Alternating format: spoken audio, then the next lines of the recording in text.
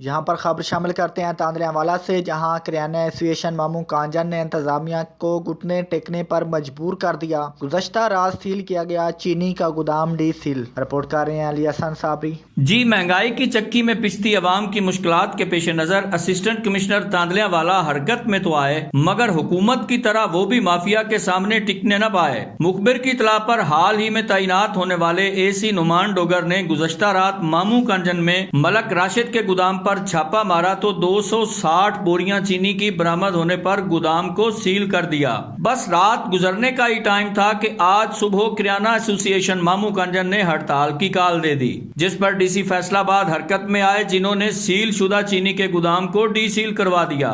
मगर डीसी साहब से कोई बंदा पूछे कि हुजूर, चीनी के सरकारी निर्ख आप ही ठंडे ठार कमरों में बैठकर तय फरमाते हैं, तो उन पर अमल दरामद के लिए अवाम को भी क्या हड़ताल करना होगी, क्या रास्ते ब्लॉक करना होंगे कि आप ऐसे ही हरकत में आकर अपने ही चीनी के सरकारी तय करदा निर्खनामे के मुताबिक चीनी की दस्तयाबी को यकीनी बना सकेंगे। जी।